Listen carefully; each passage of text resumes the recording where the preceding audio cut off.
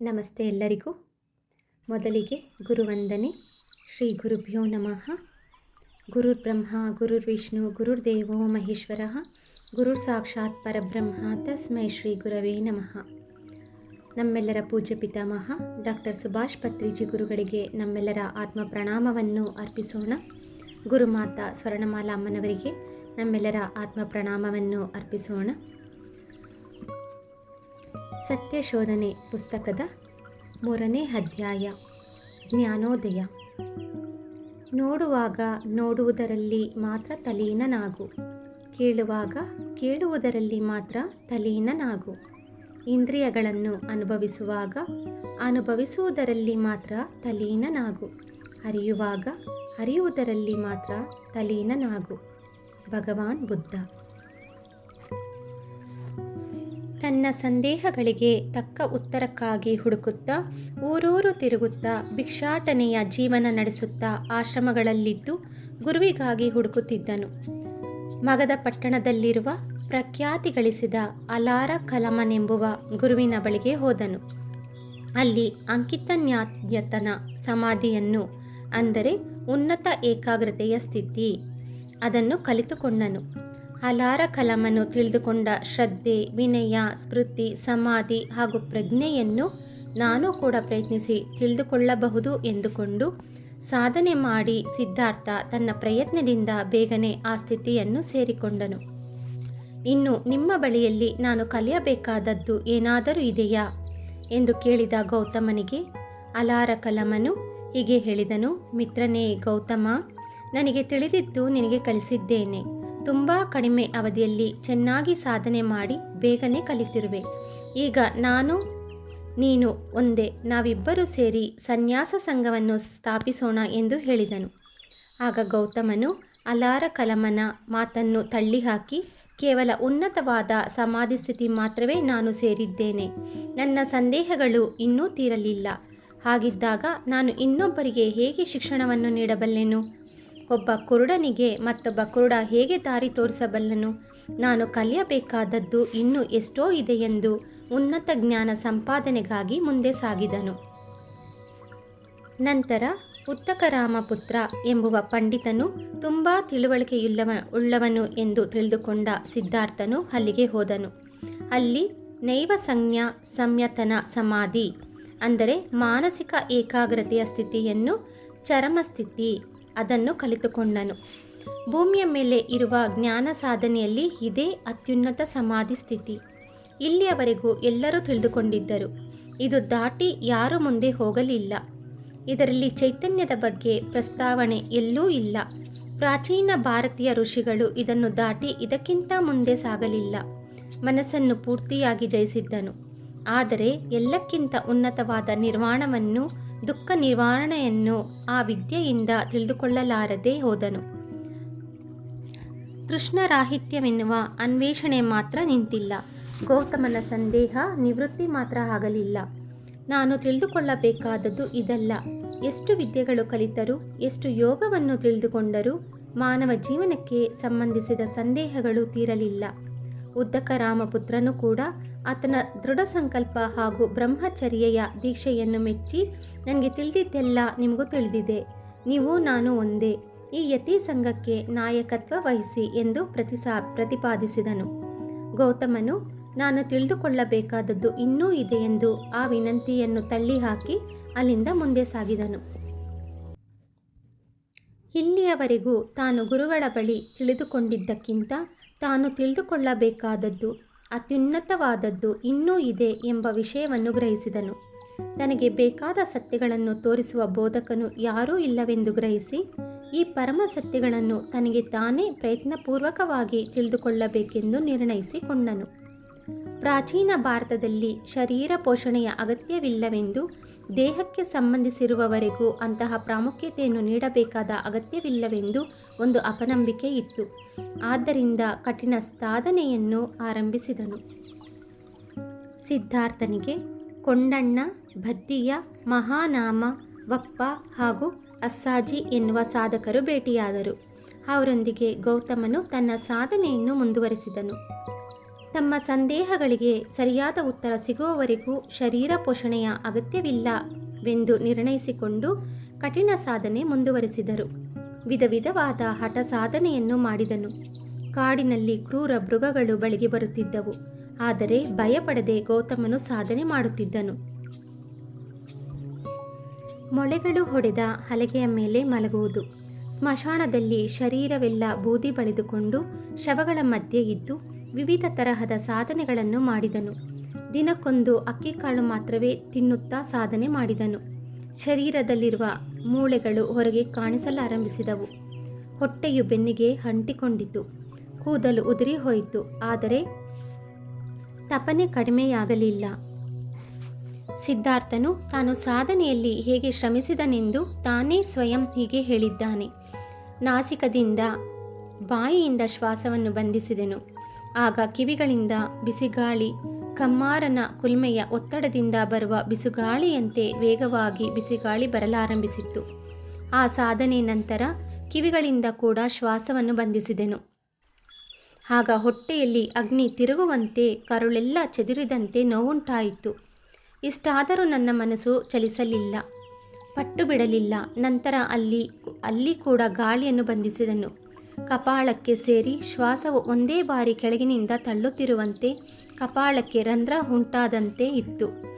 ಆದರೆ ನನ್ನ ಮನಸ್ಸು ಕದಲಲಿಲ್ಲ. ನಂತರ ಲೀಲೆಯಂತೆ ಮಾತುಗಳು ಕೇಳಿಸಿದವು.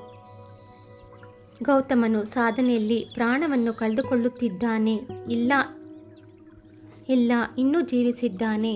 ನಂತರ ಅವರಿಗೆ ಅರಿವಿಗೆ ಬಂದಿತು, ಈ ಸಾಧನೆಗಳೆಲ್ಲ ಶರೀರವನ್ನು ಕಾಪಾಡಲಾರವು.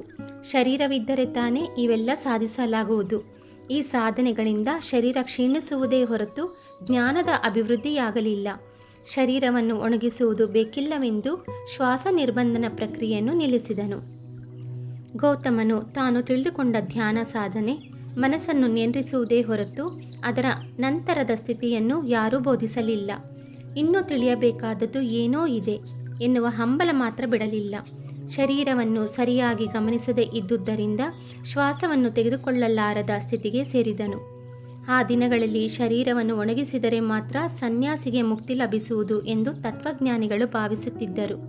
ಆದರೆ ಸಿದ್ಧಾರ್ಥನು ಆ ಪದ್ಧತಿಗಳೆಲ್ಲ ಆಚರಿಸಿ ಅನುಭವದೊಂದಿಗೆ ಅವುಗಳಿಂದ ಪ್ರಯೋಜನವಿಲ್ಲವೆಂದು, ವಾಸ್ತವಕ್ಕೆ ಅವು ಬುದ್ಧಿಯನ್ನು, ದೃಢತೆಯನ್ನು ಕ್ಷೀಣಿಸುತ್ತವೆ ಎಂದು ಗ್ರಹಿಸಿದನು. ಅದೇ ವಿಧವಾಗಿ ಇದಕ್ಕೆ ವಿರುದ್ಧವಾಗಿರುವ ನೈತಿಕ ಪ್ರಗತಿ ಅಡ್ಡಿಯಾಗಿರುವ ಸ್ವರ್ಗ ಸುಖಗಳಲ್ಲಿ ತೇಲಾಡುವ ವಿಧಾನವಾದ ಕೂಡ ತ್ಯಜಿಸಿದನು. ತೀವ್ರವಾದ ಎರಡೂ ಮಾರ್ಗಗಳನ್ನು ಬಿಟ್ಟು ಮಧ್ಯ ಮಾರ್ಗದಲ್ಲಿ ಸಾಧನೆ ಮಾಡಬೇಕೆಂಬ ಆಲೋಚನೆ ಮಾಡಿದನು. ಈ ಮಧ್ಯ ಮಾರ್ಗವೇ ಕಾಲಕ್ರಮೇಣ ಆತನ ಬೋಧನೆಯ ಮುಖ್ಯ ಲಕ್ಷಣವಾಯಿತು. ಗಯಾ ಪಟ್ಟಣದ ಬಳಿಯಿರುವ ಉರುವೇಲ ಗ್ರಾಮ ದಟ್ಟವಾದ ಮರಗಳು, ನೆರಂಜಾರ ನದಿ ಹಾಗೂ ಭಿಕ್ಷೆಗೆ ಅನುಕೂಲವಾದ ಚಿಕ್ಕ ಗ್ರಾಮ. ಅಮಾಯಕ ಪ್ರಜೆಗಳು, ಶಾಂತವಾಗಿರುವ ಉರುವೇಲ ಗೌತಮನನ್ನು ಆಕರ್ಷಿಸಿತು. ನೆರಂಜಾರ ನದಿ ತೀರದಲ್ಲಿ ಸಾಧನೆ ಮಾಡಲು ನಿಶ್ಚಯಿಸಿದನು. 5.5 ವರ್ಷಗಳು ಕಳೆದು ಹೋದವು. ಸಹಜವಾಗಿರುವ ಪದ್ಧತಿಯನ್ನು ಬಿಟ್ಟು ಕಠಿಣ ಸಾಧನೆಗಳನ್ನು ಎಷ್ಟು ಸಾಧನೆ ಮಾಡಿದರೂ ಕೂಡ ಗೌತಮನಿಗೆ ಸಂತೃಪ್ತಿಯಾಗಲಿಲ್ಲ. ಇನ್ನು ಏನು ಮಾಡಬೇಕೆಂಬ ಆಲೋಚನೆಯೊಂದಿಗೆ ಈ ಸಾಧನೆಗಳು ಸರಿಯಲ್ಲದ್ದು, ಬಾಲ್ಯದಲ್ಲಿ ಎಂತಹ ಪ್ರಯತ್ನವೂ ಇಲ್ಲದೇನೆ ನಾನು ಸಮಾಧಿ ಸ್ಥಿತಿಯನ್ನು ಹೊಂದುತ್ತಿದ್ದೆನು. ಅಂದಿಗೂ ಇಂದಿಗೂ ವ್ಯತ್ಯಾಸವೇನು? ಈಗ ಎಷ್ಟು ಪ್ರಯತ್ನಿಸಿದರೂ ಮುಂದೆ ಸಾಗಲಾಗುತ್ತಿಲ್ಲ. ಅಂದಿನ ರೀತಿ ಸಹಜವಾಗಿರಲು ಪ್ರಯತ್ನಿಸುತ್ತೇನೆ. ಸಾಧನೆ ಮಾಡಲು ಶರೀರವು ಉಳಿದರೆ ತಾನೇ ಎಂದು ಪ್ರತ್ಯಕ್ಷ ಅನುಭವದಿಂದ ಆ ಕಠಿಣ ಪದ್ಧತಿಗಳನ್ನು ಬಿಡಲು ನಿರ್ಧರಿಸಿಕೊಂಡನು. ಭಿಕ್ಷಾಟನೆ ಮಾತ್ರ ಮಾಡುತ್ತಾ ಸಾಧನೆ ಮಾಡುತ್ತಿದ್ದನು. ಭೌತಿಕ ವಿಷಯಗಳಿಗೆ ಬಂದಿಯಾದನೆಂದು 5 ಜನ ಸ್ನೇಹಿತರು ಆತನನ್ನು ಬಿಟ್ಟು ಹೊರಟು ಹೋದರು. ಉರುವೇಲ ಗ್ರಾಮದಲ್ಲಿ ಸೇನಾನಿ ಎನ್ನುವ ಧನಿಕನ ಮಗಳು ಸುಜಾತ. ಆಕೆಗೆ ಉನ್ನತವಾಗಿರುವ ಸಂಬಂಧ ನಿಶ್ಚಯವಾಯಿತು. ಮೊದಲ ಸಂತಾನ ಮಗನಾದರೆ ವನದೇವತೆಗಳಿಗೆ ಪಾಯಸವನ್ನು ನಿವೇದಿಸುತ್ತೇನೆಂದು ಕೋರಿಕೊಂಡಿದ್ದಳು. ವಿವಾಹವಾದ ತುಂಬ ವರ್ಷಗಳಿಗೆ ಸಂತಾನ ಪ್ರಾಪ್ತಿಯಾಯಿತು. ತನ್ನ ಕೋರಿಕೆ ಸಲ್ಲಿಸಲು ನಿರಂಜರ ನದಿ ತೀರಕ್ಕೆ ಬಂದಳು. ಅಲ್ಲಿ ದಿವ್ಯ ತೇಜಸ್ಸಿನಿಂದ ಬೋಧಿವೃಕ್ಷದ ಕೆಳಗೆ ಇರುವ ಗೌತಮನನ್ನು ವನದೇವತೆಯ ರೂಪವಾಗಿ ಕಂಡು ಅನ್ನ ಹಾಗೂ ಗಟ್ಟಿಯಾದ ಹಾಲಿನಿಂದ ಮಾಡಿದ ಪಾಯಸವನ್ನು ಚಿನ್ನದ ಬಟ್ಟಲಿನಲ್ಲಿ ನೀಡಿದಳು. ಗೌತಮನು ಆ ಪಾಯಸವನ್ನು ಸೇರಿಸಿ ನಂತರ ನಿರಂಜರಾ ನದಿಯಲ್ಲಿ ಸ್ನಾನ ಮಾಡುತ್ತಾ, ನಾನು ಈ ದಿನ ನನ್ನ ಧ್ಯಾನ ಸಾಧನೆಯಲ್ಲಿ ಜ್ಞಾನೋದಯವನ್ನು ಹೊಂದದ್ದೇ ಆದರೆ ಈ ಚಿನ್ನದ ಪಾತ್ರೆ ನದಿ ನೀರಿನ ಮೇಲೆ ತೇಲಬೇಕು, ಇಲ್ಲದಿದ್ದರೆ ನೀರಿನಲ್ಲಿ ಮುಳುಗಿ ಹೋಗಬೇಕು ಎಂದು ಬಂಗಾರದ ಪಾತ್ರೆಯನ್ನು ನದಿಗೆ ಬಿಸಾಡಿದನು. ನದಿ ಪ್ರವಾಹದ ಮಧ್ಯದಲ್ಲಿ ಚಿನ್ನದ ಪಾತ್ರೆ ತೇಲುವುದು ಕಾಣಿಸಿತು. ಆ ದಿನ ವೈಶಾಖ ಪೌರ್ಣಮಿ. ಸುಜಾತ ಭಕ್ತಿ ವಿಶ್ವಾಸದಿಂದ ಅತ್ಯಂತ ಪ್ರೇಮದೊಂದಿಗೆ ನೀಡಿದ ಪಾಯಸದಿಂದ ಹೊಟ್ಟೆ ತುಂಬಿದ ಗೌತಮನು ಗಯಾಗೆ ನಡಿಗೆ ಮುಂದುವರಿಸಿದನು. ಒಂದು ಸಾಲ್ವಾವನದಲ್ಲಿ ಆ ಹೂಗಳ ವಾಸನೆಯನ್ನು ಆಸ್ವಾದಿಸುತ್ತಾ ತಿರುಗಿದನು. ನಂತರ ದೊಡ್ಡ ಆಲದ ಮರದ ಕೆಳಗೆ ಒಣ ಹುಲ್ಲನ್ನು ಆಸನವಾಗಿ ಹರಿಸಿಕೊಂಡು ಪೂರ್ವಾಭಿಮುಖವಾಗಿ ಕುಳಿತುಕೊಂಡು ದೃಢ ಸಂಕಲ್ಪದಿಂದ ಮರಕ್ಕೆ ಬೆನ್ನು ಒರಗಿಸಿಕೊಂಡು, ನನ್ನ ಚರ್ಮ ಮೂಳೆಗಳು ಕರಗಿ ಹೋದರೂ, ರಕ್ತ ಹಿಂಗಿ ಹೋದರೂ, ನನ್ನ ಈ ಜೀವನ ಹೋದರೂ ನಾನು ಅತ್ಯುನ್ನತವಾದ ಜ್ಞಾನೋದಯ ಹೊಂದುವವರೆಗೂ ಈ ಸ್ಥಾನದಿಂದ ಏಳುವುದಿಲ್ಲ ಎಂದು ಸಹಜವಾಗಿರುವ ಉಶ್ವಾಸ ನಿಶ್ವಾಸಗಳನ್ನು ಗಮನಿಸುತ್ತಾ ಪದ್ಮಾಸನ ಸ್ಥಿತನಾಗಿ ತನ್ನಷ್ಟಕ್ಕೆ ತಾನೇ ತಿಳಿದುಕೊಳ್ಳಬೇಕೆಂದುಕೊಂಡನು. ಸಾಧನೆ ಮಾಡತೊಡಗಿದನು. ಸಾಧನೆ ಮಾಡುತ್ತಾ ತನ್ನ ಮನಸ್ಸನ್ನು ಗಮನಿಸುತ್ತಾ ತನ್ನೊಳಗೆ ಪ್ರಯಾಣ ಮಾಡತೊಡಗಿದನು. ಹೊರಗೆ ಏನೂ ಇಲ್ಲ, ತನ್ನೊಳಗೆ ತಾನೇ ಗಮನಿಸಿದರೆ ಮಾತ್ರ ದಾರಿ ದೊರಕುವುದೆಂದು ತಿಳಿದುಕೊಂಡನು.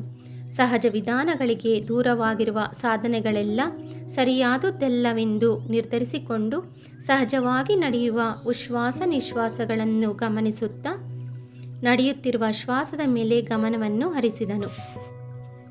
ಮನಸ್ಸನ್ನು ಅಲ್ಲೋಲ ಕಲ್ಲೋಲಗೊಳಿಸುತ್ತಾ ಎಷ್ಟೋ ಆಲೋಚನೆಗಳು ಸುತ್ತುವರೆದವು. ಕೋರಿಕೆಗಳು, ಭಯಗಳು, ವಾಂಛೆಗಳು ಮನಸ್ಸನ್ನು ಆವರಿಸಿದವು. ಇವುಗಳನ್ನೆಲ್ಲ ದೂರ ತಳ್ಳಿ ಬಂದು ಹೋಗುತ್ತಿರುವ ಆಲೋಚನೆಗಳನ್ನು ಗಮನಿಸುತ್ತಾ ಪಟ್ಟು ಬಿಡದೆ ಶ್ವಾಸದ ಮೇಲೆಯೇ ತನ್ನ ಗಮನವನ್ನು ಕೇಂದ್ರೀಕರಿಸಿದನು. ಅಲ್ಲೋಲ ಕಲ್ಲೋಲವಾಗಿದ್ದ ಮನಸ್ಸು ನಿಧಾನವಾಗಿ ಶಾಂತವಾಯಿತು. ಸಂಜೆಯ ವೇಳೆಗೆ ದಿವ್ಯಚಕ್ಷು, ಅಂದರೆ ದಿವ್ಯಚಕ್ಷುವೆಂದರೆ ಧ್ಯಾನದಲ್ಲಿ ಹೊಂದುವ ಅನುಭವ, ಇದನ್ನು ಮೂರನೆಯ ಕಣ್ಣು ಎಂದು ಕರೆಯುತ್ತಾರೆ, ಉತ್ತೇಜನವಾಯಿತು. ಮೊದಲನೆಯ ಜಾವದಲ್ಲಿ, ಒಂದು ಜಾವ ಎಂದರೆ 2.5 ಗಂಟೆಯಷ್ಟು ಕಾಲ, ತನ್ನ ಗತ ಜನ್ಮಗಳು ನೋಡಿಕೊಂಡನು. ವಿವಿಧ ಜನ್ಮಗಳು ಅಂದರೆ ಒಂದು ಸಾರಿ ಹೆಣ್ಣಾಗಿ, ಒಂದು ಸಾರಿ ಗಂಡಾಗಿ, ಒಂದು ಸಾರಿ ಕಪ್ಪೆಗೆ, ಬೆಳ್ಳಗೆ, ಕೆಂಪಗೆ, ವಿಧ ವಿಧವಾದ ದೇಹಗಳೊಂದಿಗೆ, ರೂಪುರೇಖೆಗಳೊಂದಿಗೆ ವಿವಿಧ ಪ್ರದೇಶಗಳಲ್ಲಿ ಜನ್ಮಗಳು ತೆಗೆದುಕೊಂಡಿರುವುದನ್ನು ತಿಳಿದುಕೊಂಡನು. ಇನ್ನು 2ನೆಯ ಜಾವದಲ್ಲಿ ಕರ್ಮ ಪರಂಪರೆಯನ್ನು ತಿಳಿದುಕೊಂಡನು. ಯಾವ ಕೆಲಸ ಮಾಡಿದ್ದನೋ ಅದರ ಫಲವೇನು ಎಂದು ತಿಳಿದುಕೊಂಡನು. ಒಂದೇ ಮನುಷ್ಯ ವಿವಿಧ ರೀತಿಯಲ್ಲಿ ಕಾಣುತ್ತಿದ್ದಾನೆ. ಒಂದು ಸಾರಿ ಸಂತೋಷದಿಂದ, ಒಂದು ಸಾರಿ ದುಃಖದಿಂದ. ಅದಕ್ಕೆ ಕಾರಣ ಗತ ಜನ್ಮದಲ್ಲಿ ಆತನು ಮಾಡಿದ ಕರ್ಮಗಳು. ಕರ್ಮ ಫಲಿತಕ್ಕೆ ಅನುಗುಣವಾಗಿ ಜನ್ಮವಿರುತ್ತದೆ ಎಂಬ ವಿಷಯವನ್ನು ತಿಳಿದುಕೊಂಡನು. 3ನೆಯ ಜಾವದಲ್ಲಿ ದುಃಖ ನಿವಾರಣೆಯ ಬಗ್ಗೆ ತಿಳಿದುಕೊಂಡನು. ಸಮಸ್ಯೆಗಳು ಶುರುವಾಗುವುದೇ ಸಮಸ್ಯೆಗೆ ಕಾರಣ. ಈ ಸಮಸ್ಯೆಗಳು ಹೇಗೆ ಬರುತ್ತವೆ? ಇದಕ್ಕೆ ಕಾರಣ ಕೋರಿಕೆಗಳು ತೀರುವುದಿಲ್ಲವೇನು? ಕೋರಿಕೆಗಳಿಗೆ ಮೂಲ ಇಂದ್ರಿಯಗಳ ಸ್ಪಂದನೆ. ಇಂದ್ರಿಯಗಳನ್ನು ವಶದಲ್ಲಿರಿಸಿಕೊಂಡರೆ ಕೋರಿಕೆಗಳು ನಮ್ಮ ವಶದಲ್ಲಿ ಇರುತ್ತವೆ. ಕೋರಿಕೆಗಳೇ ದುಃಖಕ್ಕೆ ಮೂಲವೆಂದು ತಿಳಿದುಕೊಂಡು ದುಃಖ ನಿವಾರಣೋಪಾಯವನ್ನು ತಿಳಿದುಕೊಂಡನು. ಇಂದ್ರಿಯ ನಿಗ್ರಹವನ್ನು ಸಾಧಿಸಿದನು. ಇದು ತಿಳಿದುಕೊಳ್ಳದಿರುವುದೇ ಅಜ್ಞಾನ. ಈ ವರ್ತಮಾನ ಜನ್ಮಕ್ಕೆ ಕಾರಣ ಈ ದುಃಖ ನಿವಾರಣಾ ವಿಧಾನವನ್ನು ಎಲ್ಲರಿಗೂ ತಿಳಿಸಲು ತಾನು ಜನ್ಮ ತೆಗೆದುಕೊಂಡಿರುವುದಾಗಿ ತಿಳಿದುಕೊಂಡನು. ಮನಸ್ಸು ಇಂದ್ರಿಯ ನಿಗ್ರಹವನ್ನು ಯಾವಾಗ ಸಾಧಿಸುತ್ತೋ ಆಗ ಮುಕ್ತಿ ಲಭಿಸುತ್ತದೆ. ಜನ್ಮ ನಂತರ ಮರಣವು ತಪ್ಪುವುದಿಲ್ಲ. ಇರುವ ಜೀವನವನ್ನು ಉನ್ನತವಾಗಿ ಜೀವಿಸಬೇಕು. ನಡೆಯಬೇಕಾಗಿರುವುದು ನಡೆದೇ ತೀರುತ್ತದೆ. ಇನ್ನು ಎಲ್ಲಿಗೆ ಬರಬೇಕಾದ ಅಗತ್ಯವಿಲ್ಲ. ಇನ್ನು ಈ ಶರೀರ ಹಾಗೂ ಮನಸ್ಸಿನೊಂದಿಗೆ ಜನ್ಮಗಳಿರುವುದಿಲ್ಲ. ತ್ರಿವಿದ್ಯೆಯನ್ನು ಅಂದರೆ ಜ್ಞಾನೋದಯ ಹೊಂದಿದ ನಂತರ ಯಾವಾಗ ತಿಳಿದುಕೊಂಡನೋ ಮೊಟ್ಟ ಮೊದಲ ಬಾರಿಗೆ ಬುದ್ಧನು ಹೇಳಿದ ಮಾತುಗಳು ಹೀಗಿವೆ: ಇನ್ನು ಇರುವುದೆಲ್ಲ ಜ್ಞಾನ ಸಂಪಾದನೆ. ಮನೆಯನ್ನು ನಿರ್ಮಿಸಬೇಕಾದ ಅಗತ್ಯವಿಲ್ಲ. ಎಷ್ಟೋ ಜನ್ಮಗಳ ಕೃಷಿ ಇದು. ಜನನವೆನ್ನುವುದು ಎಂದಿಗೂ ನೋವಿನಿಂದ ಕೂಡಿರುತ್ತದೆ. ಓ ದೇಹದಾರಿ, ಇದು ನಿನಗೆ ಗೊತ್ತು. ನೀನು ಮತ್ತೆ ಮನೆಯನ್ನು ನಿರ್ಮಿಸಬೇಕಾದ ಅಗತ್ಯವಿಲ್ಲ. ನೀನು ಬಂಧ ವಿಮುಕ್ತನಾಗಿರುವೆ. ನಿನ್ನ ಮೂಲ ಸ್ತಂಭ ಕೂಡ ಪತನವಾಗಿದೆ. ನಾನು ನಿರ್ವಿಕಾರ ಸ್ಥಿತಿ ನಿರ್ವಾಣವನ್ನು ಹೊಂದಿದ್ದೇನೆ. ಬೇಡಿಕೊಳ್ಳಬೇಕಾದ ಪರಿಸ್ಥಿತಿಗಳೆಲ್ಲವನ್ನೂ ದಾಟಿದ್ದೇನೆ. ಈ ಸ್ಥಿತಿಯನ್ನು ಹೊಂದಿದ ಗೌತಮ ಬುದ್ಧನ ವಯಸ್ಸು 35 ವರ್ಷಗಳು. ಜ್ಞಾನೋದಯವಾದ ನಂತರ ಬುದ್ಧನು 4 ಆರ್ಯ ಸತ್ಯಗಳನ್ನು ತಿಳಿದುಕೊಂಡನು ಹಾಗೂ ಅವನ್ನು ಎಲ್ಲರಿಗೂ ಬೋಧಿಸಿದನು. ಅವುಗಳಲ್ಲಿ ಮೊದಲನೆಯದು ಪ್ರಪಂಚವೆಲ್ಲ ದುಃಖಮಯ, ಎರಡನೆಯದು ಆಸೆಯೇ ದುಃಖಕ್ಕೆ ಕಾರಣ, ಮೂರನೆಯದು ಆಸೆ ಎಂಬುದು ಅವಿದ್ಯೆಯಿಂದ ಬರುತ್ತದೆ, ನಾಲ್ಕನೆಯದು ಅವಿದ್ಯೆ ಎಂಬುದು ಜ್ಞಾನದಿಂದ ಹೋಗುತ್ತದೆ.